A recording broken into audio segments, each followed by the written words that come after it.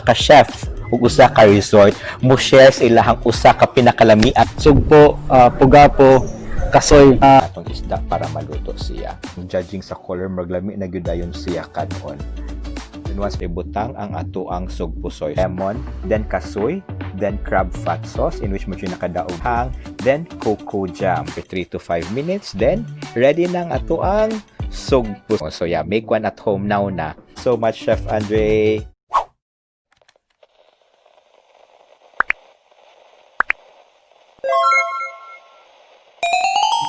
Hi guys! Welcome again to another episode of our home cooking series. Home, pero if you have noticed, wala ta sa to ang home karon. Why? Because makagawas naman ta karon, but then again, I would still encourage you to please stay at home. Pero ako natagaan makog chance nga mo anhi, and natagaan ta og chance nga usa ka chef ug usa ka resort mo share sa ilahang usa ka pinakalamiang recipe. So sa wala na kay baw ug wala nakatagaan na ako karon sa Maribago Blue Waters. And naa si Chef Andre, usa sa akong idol nga chef, willing siya mo share kung unsaon pagbuhat ang sugpusoy. So unsa man ang sugpusoy? Ari kanuno nato. Sugpusoy is an original recipe of Chef Stephen Del Amen, but since wala siya, ani si Chef Andre Montel ug maoy mo share kana. Sugpo sa actually is sugpo, pugapo, kasoy. Create na mo ning dish because mo ni ang kung say daghan nato nga mga ingredients like the pugapo, daghan kay tag pugapo at o kanang prawn. So mo na nga mo ang na kauna mi ana nga i-combine na mo na siya nga dish. I'll walk you through giun sa pag-prepare ni Chef Andre ang sugpusoy. So first and foremost, we need to heat the pan. While heating the pan, ato sa ding i-season ang ato ang fish, ang sugpo, ug ang pugapo with salt and pepper. Then we just have to wait for a few minutes para ma-absorb sa shrimp ug sa fish ang ato ang gipangbutang nga seasoning. Once the pan is heated, then magbutang na dayon ta sa ato ang oil. Once the oil is heated up, then ato na din ibutang ato ang fish, then skin side first. According to chef, that usually would take around 5 to 7 minutes on each side kung ani ka baga atong isda para maluto siya. Then once one side is already cooked, then we have to flip it over. And once i-flip na nato atong fish, this is the time nga ato na sang ibuta ang ato ang shrimps. Then shrimps according to chef could be cooked in around 3 to 5 minutes only, or 2 minutes on each side.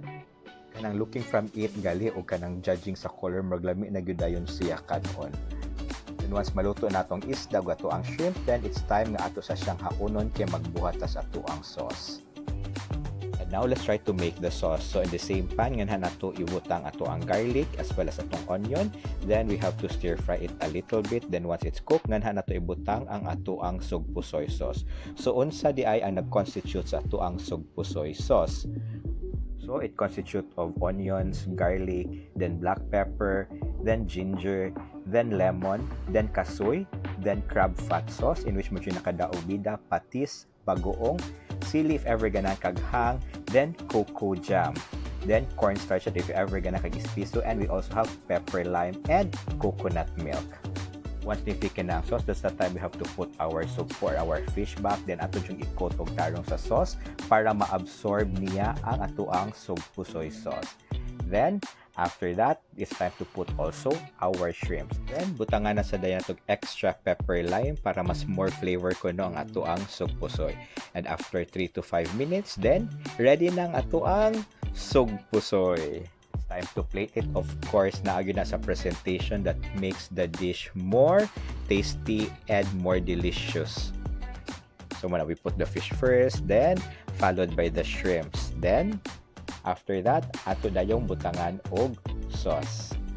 So yeah, magtanaw mo no, nasuya sad mo. So yeah, make one at home now na. Then, ato dayong i-toppings og more kasoy. Course, para more Instagrammable, butangan dayon nato og garnishing. Actually, na struggle in placing this kay kusog kaayo ang hangin. And that's it, we're done. Thank you so much, Chef Andre. Og excited na gyud dayon kay kumukaon. So, ingon ana ra gyud kasayon, ingon ana ra gyud kadali ang pagbuhat sa ato ang sugpusoy. So, make one at home, but if ever kung tapulan mo, well, anihin na lang mo sa The Cove sa Blue Water, Maribago. Mga una ta guys, nagaling best in zoom in pag yun na uwaw nagyudayon ko. Okay, cut na. So that's it guys, ingon ana ra gyud kadali og ingon ana ra gyud kasayon pagbuhat og sugpusoy, di ba? So simple ra kaayo, shrimp plus dapugapo nga isda kasoy and gisulti na gyud ni chef ang tanang unsay secret ingredients niya para sa sauce. So makabuhat na gyud sa itong mga panimalay kung dili man mo kaanhingan ni. Pero of course, lahi sa gyud ang original. So kung makaanhi mo, give it a try and ma-compare ninyo sa inyong gibuhat. Or what kay ba basig mas lami pa inyong mabuhat, kung mas labi man yung buhat or kung napamamu isagol, please share your secret and comment down below. So that's it guys. Padayon lang yun gihapon na tong home cooking series because I would still encourage everyone to please stay at home and whatever quarantine status we are in, it is still always a joy to cook in our homes and to cook for our family. So for your home cooking needs, then again, I would always suggest to practice what online delivery services kaysa sa mo adto pa ka sa grocery, mo linya ka going in, mo linya sa ka sa pagbayad. Why not? Pa-deliver na lang sa atong mga panimalay. And for that, I would recommend www.clickandshop.ph. Why? Because number one, they guarantee a next day delivery. So if ever mo order ka karon, for sure ugma ma-deliver na dayon nila. Or sometimes mo order ka kag sayo sa buntag ikahapon, ma-deliver na sa dayon nila. And number two, they practice a contactless delivery. So you don't have to come in contact sa driver nga mo deliver. So that's it guys, kana lang yun. And please don't forget to brush your teeth after eating and to follow me in all my social media accounts. That's at Dookisave, DOOKIEXAVE, in Facebook, Instagram, and Twitter. And of course, The Dentist is out here in YouTube. And please continue to stay home, stay healthy, and just keep smiling.